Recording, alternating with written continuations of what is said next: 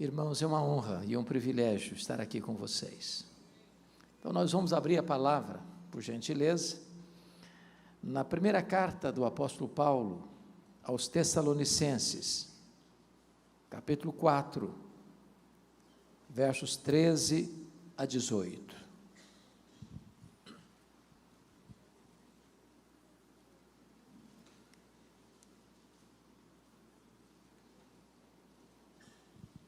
Primeiro Tessalonicenses 4, 13 a 18. Minha palavra hoje é uma palavra de consolo, porque este é o teor desse texto. Não queremos, porém, irmãos, que sejais ignorantes com respeito aos que dormem, para não vos entristecerdes como os demais que não têm esperança.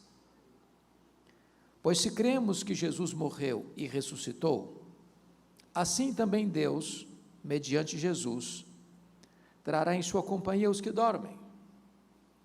Ora, ainda vos declaramos por palavra do Senhor isto: nós, os vivos, os que ficarmos até a vinda do Senhor, de modo algum precederemos os que dormem. Porquanto o Senhor mesmo, dada a sua palavra de ordem, ouvida a voz do arcanjo, e ressoada a trombeta de Deus, descerá dos céus, e os mortos em Cristo ressuscitarão primeiro. Depois nós, os vivos, os que ficarmos, seremos arrebatados juntamente com eles entre nuvens, para o encontro do Senhor nos ares, e assim estaremos para sempre com o Senhor. Consolai-vos, pois, uns aos outros, com essas palavras. Amém.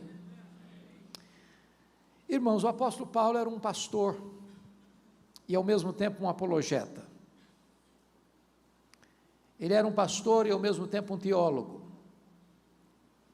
E Paulo está escrevendo esse texto porque a igreja de Tessalônica, que era uma cidade grega, aliás, a capital de uma província grega chamada Macedônia, estava sendo influenciada esta igreja pela cultura secular. Em vez da igreja influenciar o mundo influenciava a igreja.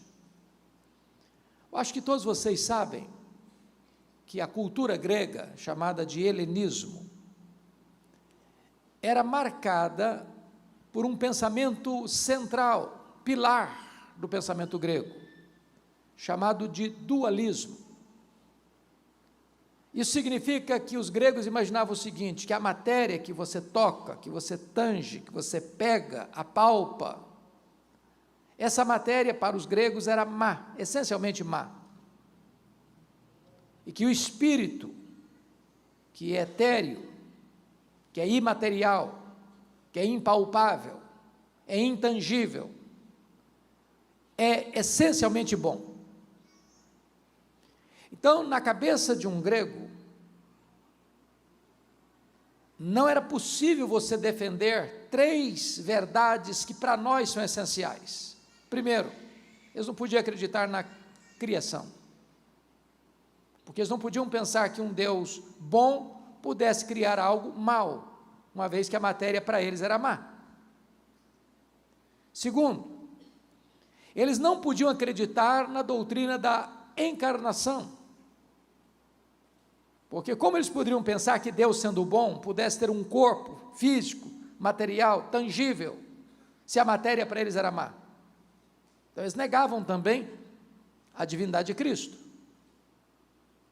Terceiro, eles não podiam aceitar a ideia de ressurreição. Na cabeça dos gregos, a morte libertava a alma da prisão do corpo. Para eles a morte era uma libertação. Na cabeça deles, enquanto você vive, sua alma, que é santa, boa, pura, está numa masmorra, num cárcere do corpo, que é material. Então, quando a pessoa morria para o grego, essa alma era liberta dessa prisão. Então, na cabeça deles, falar em ressurreição era um contrassenso, era um anticlímax, Era um retrocesso. Então os gregos negavam peremptoriamente a doutrina da ressurreição. O que estava acontecendo? Esse pensamento entrou na igreja, estava formatando a mente de alguns crentes. Então, quando um crente morria, em vez de ter consolo, tinha desesperança, tinha tristeza, tinha pesar. E olha como é que Paulo começa esse texto: não queremos, porém, irmãos, que sejais ignorantes com respeito aos que dormem, para não vos entristecerdes como os demais que não têm esperança. Se a doutrina estiver errada, não tem consolo. Uma doutrina falsa gera confusão, gera pesar, gera tristeza, gera desesperança. Por favor, rapidinho, depois você volta para esse texto comigo. O mesmo problema Paulo está lidando com uma outra igreja que era grega, capital de uma outra província grega, província da Acaia, que era a igreja de Corinto. Olha lá o capítulo 15 comigo, versículo 12 e 13. O mesmo problema aqui. Paulo está escrevendo para essa igreja, tratando desse assunto, porque o pensamento secular entrou na igreja. Versículo 12, capítulo 15. Ora, se é corrente pregar-se que Cristo ressuscitou dentre os mortos, como, pois, afirmam alguns dentre vós que não há ressurreição de mortos? Notem vocês que alguns membros da igreja estavam afirmando isso. Não, os mortos não ressuscitam. Eles até acreditavam na ressurreição de Jesus, mas não acreditavam na possibilidade de um crente morrer e ressuscitar. Por quê? Porque o pensamento do mundo entrou na igreja. E aí Paulo tem que escrever o mais longo texto da Bíblia de ressurreição, para desfazer esse pensamento equivocado dos gregos, e reafirmar uma verdade: se os mortos não ressuscitam, então Cristo não ressuscitou. E se Cristo não ressuscitou, é vã a nossa fé, é vã a nossa pregação, permanecemos ainda nos nossos pecados, não tem consolo para quem já morreu, e a vida não faz sentido, então comamos e bebamos, porque amanhã morreremos e acabou tudo. Mas de fato Cristo ressuscitou, e Ele é a primícia dos que dormem. Então volta de novo lá para o texto de Tessalônica, por favor, de Tessalonicenses 4. Notem no versículo 13, que Paulo está usando uma figura de linguagem. Não queremos, porém, irmãos, que sejais ignorantes com respeito aos que dormem. Essa palavra dormir é uma figura de linguagem para a morte. A pergunta é: o que dorme? O corpo ou a alma? E a resposta é: o que dorme é o corpo. A metáfora do sono, de dormir, traz duas ideias. Primeiro, quem dorme está descansando. Segundo, quem dorme vai acordar. Se não acordou, não dormiu, morreu. Então a ideia do crente que dormir é que quando o crente morre, está lá em Apocalipse 14, 13, ele descansa das suas fadigas. Segundo, quando o crente morre, está claro que a morte não tem a última palavra, e a morte não é a cessação da existência, porque este mesmo corpo que é sepultado, quando Jesus voltar, todos os mortos ouvirão a sua voz e sairão dos túmulos, uns para a ressurreição da vida, outros para a ressurreição do juízo. Então é temporário, não é um adeus, é um até logo. Bom, há muitas pessoas que acham que o que dorme é a alma. Não é a alma que dorme. Porque esse é um assunto, irmãos, muito sensível. É a pergunta que mais se faz: o que acontece quando a pessoa morre? Se você perguntar isso para um existencialista ateu, ele vai dizer: morreu, acabou. O homem é só matéria, então morreu, cessou tudo, acabou. Não tem mais nada. Se Se você perguntar isso para uma outra teologia, por exemplo, a romana, você vai dizer assim, morreu, a pessoa não é tão boa para ir direto para o céu, não é tão má para ir direto para o inferno, então vai para o purgatório. Então fica sofrendo, não sabe se 1 ano, se 10 anos, se 100 anos, se 1 milênio, até purgar os pecados e poder entrar no paraíso. Não tem consolo nisso. Se você perguntar para um espiritualista, o que acontece quando a pessoa morre? Bom, morreu, o espírito saiu do corpo, desencarnou, fica vagando, depois reencarna, depois desencarna, depois reencarna, desencarna, reencarna, desencarna, reencarna, num processo ad infinito, não tem esperança.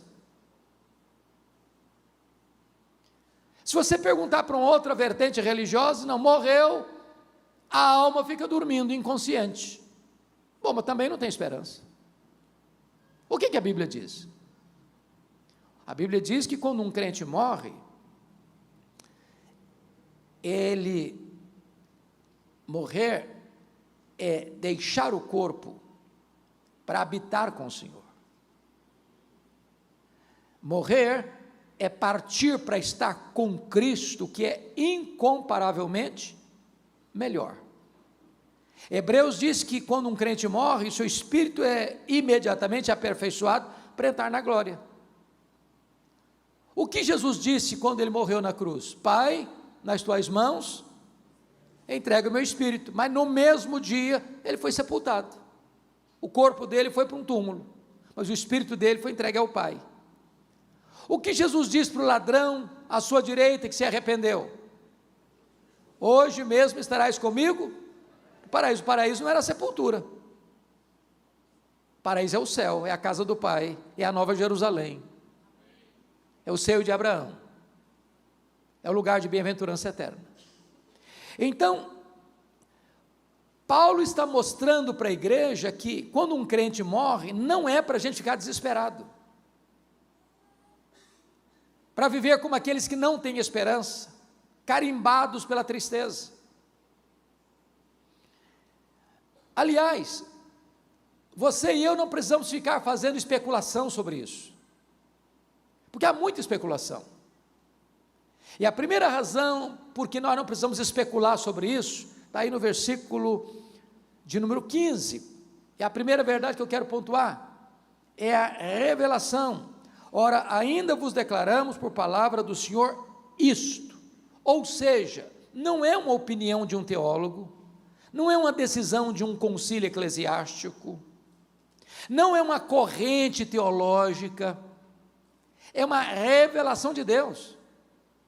Deus já se pronunciou sobre o assunto, a palavra dele já traz ensino claro, peremptório, final sobre a matéria, é a revelação de Deus. Então eu não preciso cogitar, eu não preciso especular, eu não preciso ter dúvida, Deus já falou sobre o assunto, é a revelação dele. E talvez um dos assuntos que mais me perguntam, e talvez perguntam o pastor Júnior, ou perguntam os irmãos que já são crentes mais maduros na fé, como é que vai ser esse negócio? Como é que vai ser o corpo da ressurreição? Será que nós vamos nos conhecer no céu? Como é que vai ser? Por exemplo, imagine você comigo, morreu um bebê no ventre da mãe, não chegou a nascer, vai ser um feto glorificado no céu?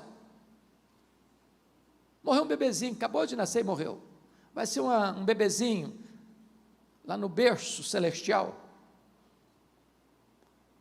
Ou imagine você comigo, uma pessoa que morre depois dos 100 anos, lá em Vitória nós temos uma irmã muito querida, que completou 109 anos, pasmem vocês, enfia linha na agulha sem óculos, com 109 anos, e eu fico com inveja dela, porque se eu tirar o óculos eu não consigo ler minha Bíblia. Será que uma pessoa que morre com mais de 100 anos vai ser um vovozinho, uma vovozinha de bengala no céu? Ou uma pessoa que nasceu sem um membro do corpo, vai ser uma pessoa com o corpo amputado lá no céu? Nós não precisamos especular sobre isso, a Bíblia tem revelação sobre isso. A Bíblia diz em Filipenses 3:21 que o nosso corpo será semelhante ao corpo da glória do Senhor Jesus. Perfeito, completo. Vai ser um corpo de glória. Vamos nos conhecer ou não vamos nos conhecer no céu? É óbvio que vamos nos conhecer. Irmãos, o céu é glorificação. Aqui você e eu conhecemos como que por espelho, obscuramente. Lá conheceremos como também somos conhecidos. Se eu perguntar aqui para a pessoa que tem mais anos de casado, você conhece a sua mulher? Perguntar para o marido. Ou perguntar para a esposa assim, você conhece o seu marido? Se a pessoa for honesta, está dizendo, estou conhecendo ainda. Mas deixa eu mudar a pergunta.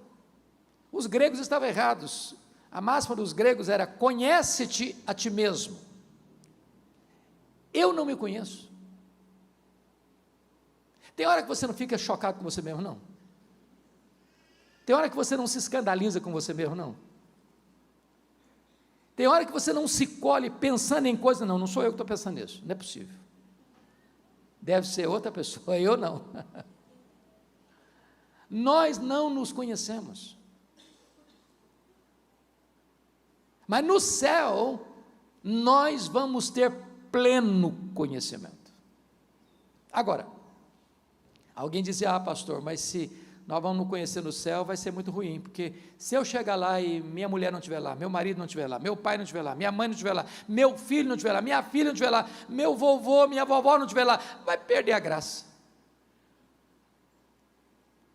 No céu não tem lembrança amarga, Deus vai enxugar dos nossos olhos toda a lágrima. Agora, lá no céu nós não vamos ser famílias como somos aqui, nós vamos nos conhecer, vamos saber quem foi quem, mas lá no céu você não vai amar mais a sua mulher, ou o seu marido, ou o seu pai, ou a sua mãe, ou o seu filho, ou a sua filha, porque você vai amar Abraão, Isaque e Jacó. Às vezes nós criamos algumas coisas que não estão na Bíblia. Por exemplo, já vi muito isso acontecer em funeral.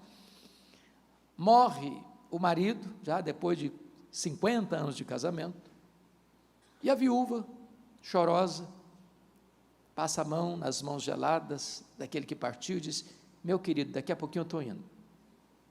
Passando a ideia que o casamento vai continuar no céu. Preste atenção nisso, casamento é só para aqui, tá? Morreu, acabou.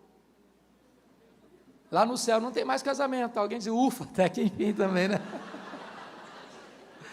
Vou dizer, que pena, podia continuar. Não, continua não. Nós não cremos em casamento eterno, não. Não tem esse negócio de casados para sempre, não. Casamento é só para esta vida. Mas lá no céu nós vamos ser uma única família. Embora sabendo quem é quem. Porque já imaginou você morar eternamente com alguém sem saber quem ela é? Faz sentido isso?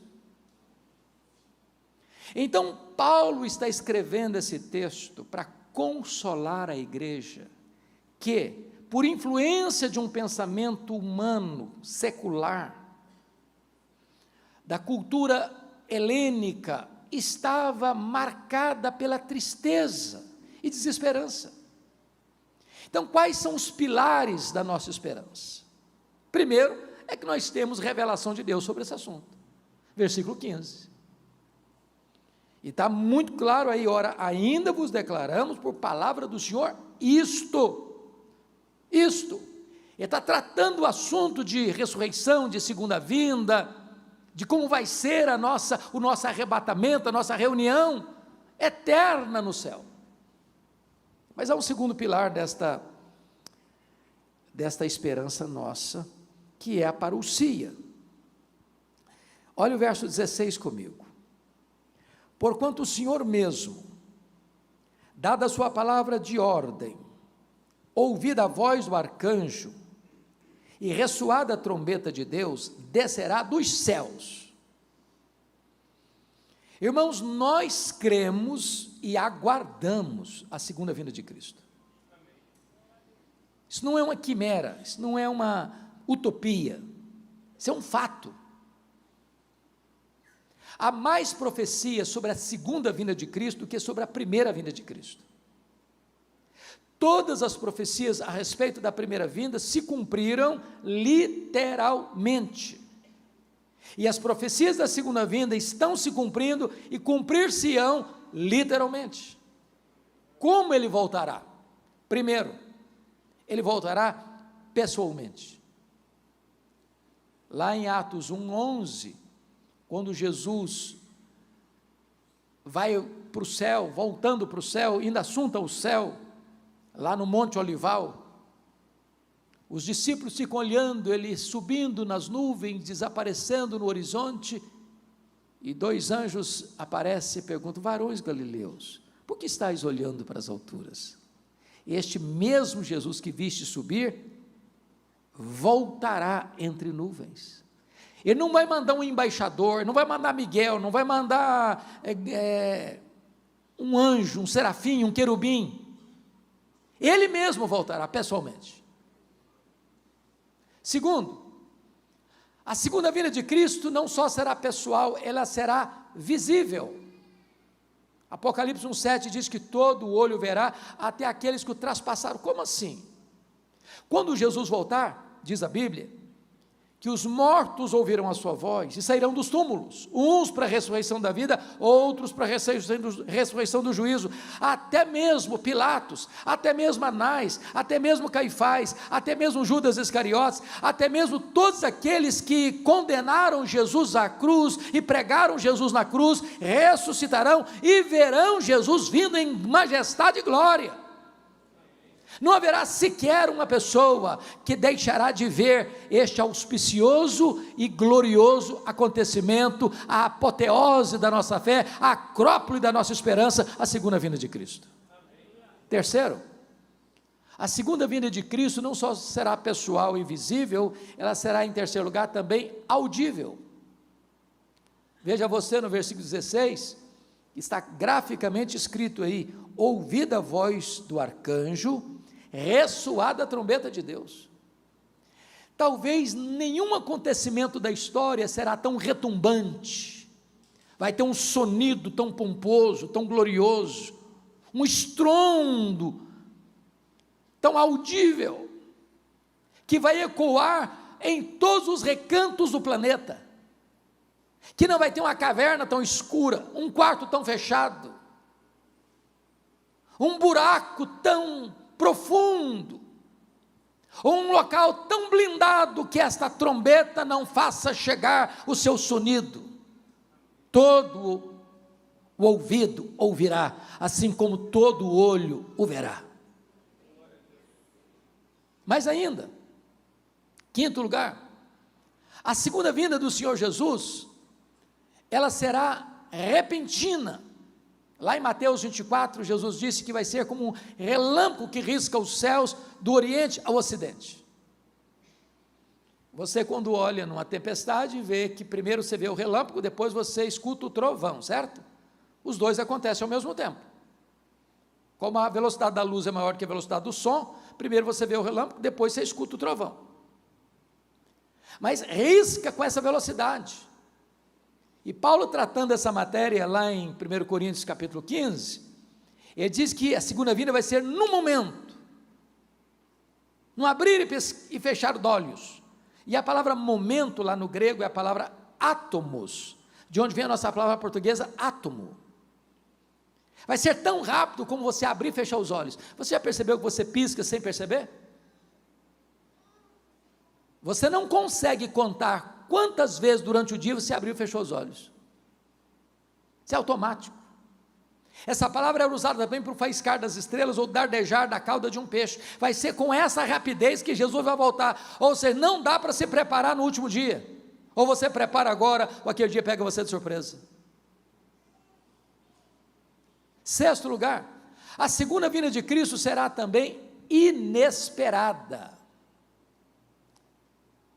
Vai ser como um ladrão, que chega sem passar um WhatsApp para você: olha, tal dia, me espere que eu estou chegando na sua casa. Não vai ser um dia óbvio, vai pegar todo mundo de surpresa, vai ser um dia comum, você levanta, leva filho para a escola, pega filho da escola, sai de casa para o trabalho, volta do trabalho para casa, Você pega o seu carro, ou um avião, vai viajar, vai ser um dia assim.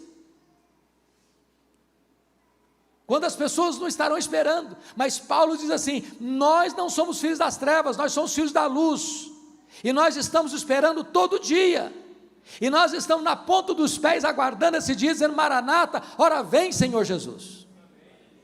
Mas finalmente, irmãos, esse dia será inescapável.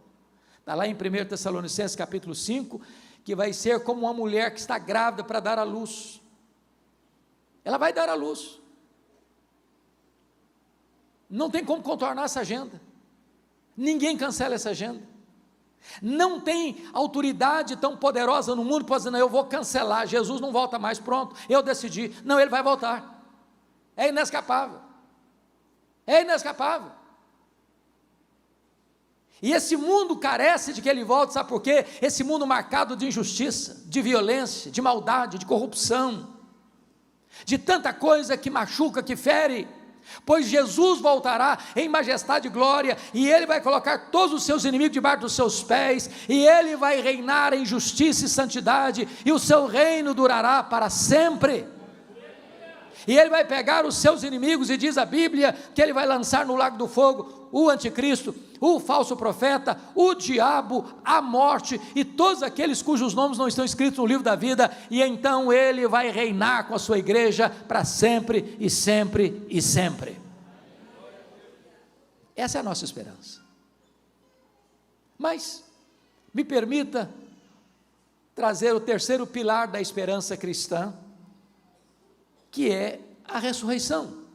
Versículo 16 ainda prossegue: descerá dos céus, e os mortos em Cristo ressuscitarão primeiro. Versículo 15, ele diz assim: ora, ainda vos declaramos por palavra do Senhor isto: nós os vivos, os que ficarmos até a vinda do Senhor, de modo algum precederemos os que dormem. Então, duas coisas aqui. Primeiro, quando um crente morre, ele está falando para a igreja, não está falando do ímpio, ele está falando da igreja. Quando um crente morre, ele não está em nada em prejuízo ao que permanece vivo, em nada. Primeiro, porque já começa a desfrutar do céu antecipadamente. A nossa alma sobrevive sem o nosso corpo. O nosso corpo não sobrevive sem a nossa alma. Você não é um corpo que tem uma alma, você é uma alma que tem um corpo. Então, quando o crente morre, imediatamente a alma deixa o corpo para habitar com o Senhor, e isso é incomparavelmente melhor. Ele já começa a reinar com Cristo. O corpo que foi feito pó é pó, volta ao pó, e na linguagem bíblica, do momento do sepultamento ao momento da ressurreição, esse corpo está dormindo, como que descansando. Quando Jesus voltar, ele trará em sua companhia os que dormem. É claro que agora ele está fazendo a linguagem da alma ou do espírito que está lá no céu. Estas almas que estão lá no céu glorificadas, reinando com ele desde Abel, a primeira pessoa a morrer na história, todos aqueles que foram remidos pelo Senhor, voltarão com ele em glória, nesse cortejo celestial. E então o que vai acontecer? Primeiro, antes dos vivos serem transformados e arrebatados, os mortos em Cristo restarão primeiro. Não é restarão primeiro em relação a outros mortos ímpios, não. Restarão primeiro, está escrito e claro, em relação aos que estiverem vivos. Ou seja, a ordem cronológica é: primeiro os mortos ressuscitam, segundo os que estiverem vivos serão transformados. Então um crente não está em desvantagem, que morre. Quando na igreja de Tessalônica morria um crente, e eles estavam sem esperança, e eles estavam tristes, é porque eles não conheciam a verdade liberta, a verdade consola, a verdade traz segurança. É óbvio, meus irmãos, que quando morre um crente, normalmente nós da família, amigos próximos, temos tristeza, e a Bíblia diz que o funeral é um lugar de choro mesmo. Jesus chorou diante da sepultura de Lázaro. Você lê o Velho Testamento todo, havia luto. Mas tristeza e luto é uma questão momentânea, revelando a nossa humanidade, mas não é desespero, não é insegurança, não é incerteza. Nós temos consolo. Agora, os mortos em Cristo restarão primeiro. A pergunta é: como é que vai ser esse corpo? A Bíblia responde. Como é que vai ser esse corpo? Lá em 1 Coríntios capítulo 15, a partir do verso 34 até o 44, Paulo vai trazer essa resposta de maneira muito bonita, porque Paulo vai fazer uma pergunta retórica: em que corpo vem? Como ressuscita os mortos? Em que corpo vem? Como é que vai ser esse corpo? E Paulo usa 3 figuras para responder. Primeiro, ele usa a figura da semente. Da semente. Então, como é que vai ser o corpo da ressurreição? Vai ter continuidade e descontinuidade. O que é isso? Se morrer um cara crente, vai ressuscitar para a ressurreição da vida. Se morrer o descrente e ímpio, vai ressuscitar para a ressurreição do juízo. A morte não é uma varinha de condão que muda ninguém. Morreu salvo, vai para o céu. Morreu perdido, vai para o inferno. Não tem conversa. Morreu o Zé da Silva, não é o Antônio Pereira que vai ressuscitar, é o José da Silva. É continuidade. Esse corpo que vai ressuscitar vai ter identidade. É por isso que você pode reconhecer Moisés e Elias no monte. Não vai ser uma outra pessoa, é a mesma pessoa com a mesma identidade. Agora, o que vai ser descontinuidade? O que vai ser diferente? Paulo responde: semeia-se na corrupção, ressuscita-se na incorrupção. Ou seja, esse corpo nosso é susceptível ao desgaste do tempo. Ele vai ficando velho, ele vai ficando cansado, ele vai ficando enrugado, ele vai ficando caquético. Não tem para onde fugir. Eu até concordo que as mulheres são mais inteligentes que os homens, nisso admito. Elas driblam isso um pouco melhor do que os homens, né? Um bom cosmético dá uma boa trabalhada, né? Às vezes a pessoa acorda como um caos, e passa um bom cosmético, vira um cosmos, né? Daqui a pouquinho uma boa cirurgia plástica ajuda muito, mas chega uma hora que, ainda que Pitangui ressuscitado dentre os mortos, já não tem mais jeito de consertar, né? As pernas ficam bambas, os joelhos trôpegos, as mãos descaídas, os olhos embaçados, e diz os entendidos que cada fio de cabelo branco que brota na sua cabeça é a morte chamando você para um duelo. Então, não tem para onde fugir. Mas o corpo da ressurreição não vai ficar velho, não vai ficar cansado, não vai ficar caquético, não vai ficar enrugado, ele nunca vai ficar debilitado.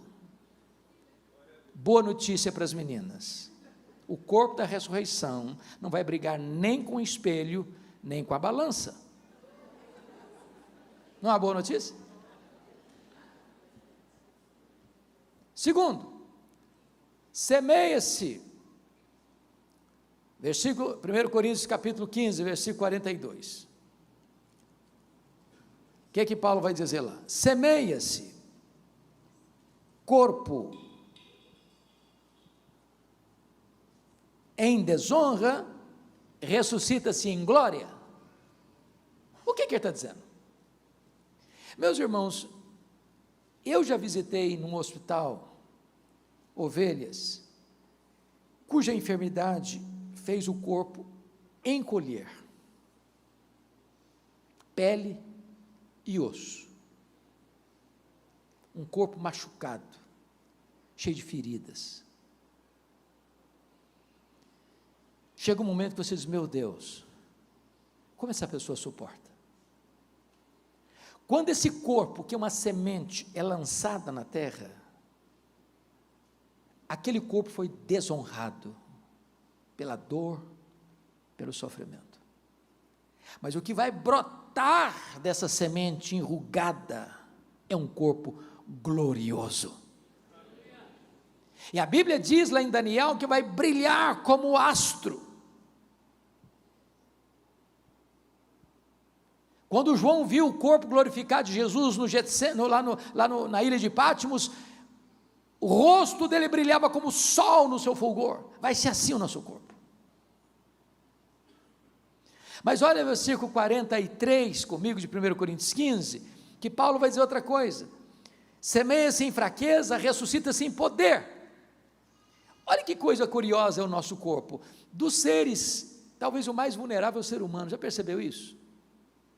Nasce um bezerro, lá no pasto, o bichinho nasce meio troncho, mas daqui a pouquinho ele já procura a teta da mãe para mamar, e ele já sai andando meio desconcertado, mas daqui a pouquinho ele já está emprumado, daqui a pouquinho ele está correndo. É assim com o gatinho, é assim com o cachorrinho, é assim com os outros animais. Nasce uma criança, olha, tadinho, se ficar por conta própria, ele não dá conta mesmo, e não dá conta com um mês, não dá conta com 2 meses, não dá conta com 3 meses, não dá conta com 6 meses, não dá conta com 1 ano, não dá. Mas depois vai crescendo, vai ficando forte, bonito, um jovem cheio de vigor, os músculos explodindo de força e vigor, aí fica a fase adulta, a inteligência boa, cabeça aberta, aí a fase outonal vai chegando, as forças vão diminuindo, o passo vai relentando, e daqui a pouquinho já dá passos mais lentos, daqui a pouquinho precisa de uma bengala, daqui a pouquinho precisa de uma cadeira de rodas, daqui a pouquinho precisa de uma maca. Fraqueza. Mas ressuscita-se um corpo de poder, poderoso. Sabe o que significa isso? Jesus entrava numa casa fechada sem precisar abrir a porta, o corpo da ressurreição. Jesus saía lá de Jerusalém, aparecia lá na Galileia, mais de 100 quilômetros, sem precisar percorrer o trecho. Nesse corpo de glória, Jesus foi assunto aos céus entre nuvens, sem precisar pegar um avião a jato, uma nave espacial. Assim será o nosso corpo de glória. Você já pensou que coisa fantástica? Me permita dizer isso. Tem gente que acha que vai chegar no céu, vai tomar água de canudinho do rio da vida e nunca mais vai precisar trabalhar. Deixa eu dizer uma coisa para você: se você não gosta de trabalhar, você está encrencado. Que lá no céu nós vamos trabalhar. Os seus servos o servirão, diz a Bíblia. Sabe o que me encanta? É que nesse corpo tão frágil que nós temos, diz o nosso íntimo amigo Albert Einstein, que nós não usamos sequer 10% da nossa capacidade. Agora, se nós não usamos 10% da nossa capacidade, o homem é capaz de fazer coisas tão fantásticas. Você já pensou você num corpo 100% turbinado pela glória de Deus, o que você não vai conseguir fazer? Sem qualquer limitação. E você vai poder habitar uns novos céus e a nova terra. Vou dar uma pulada no céu, vou dar uma pulada na terra. Foi. É por isso que nós cantamos um hino clássico: nem metade da glória celeste jamais se contou ao mortal. Nós aguardamos a ressurreição, nós cremos na ressurreição. Essa é uma verdade fundamental do cristianismo. Mas me permita compartilhar com vocês o 4º pilar da esperança cristã.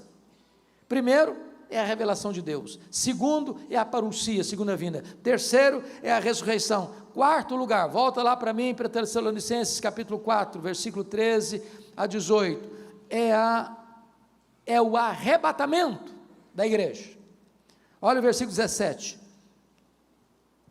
Então, pegando o contexto, versículo 16 e 17 juntos. Porquanto o Senhor mesmo, dada a sua palavra de ordem, ouvida a voz do arcanjo, ressoada a trombeta de Deus, descerá dos céus, os mortos em Cristo restarão primeiro, depois nós os vivos, os que ficarmos, seremos arrebatados juntamente com eles entre nuvens. Fica até aqui. Essa palavra arrebatamento, irmãos, é uma palavra que tem uma conotação teológica do século XIX para cá. Qual a conotação teológica? É que surge no século XIX, com John Nelson Darby, uma ideia de que a segunda vinda de Cristo será em 2 turnos.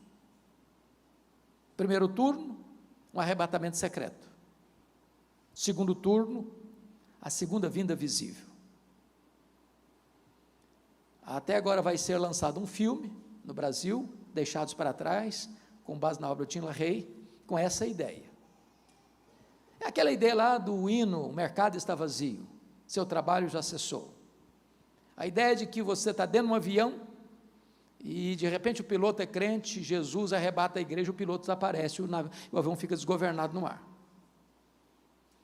Ou a ideia de que nós estamos aqui num auditório de 1000 pessoas e de repente só a metade aqui é salva e 500 pessoas desaparecem aqui.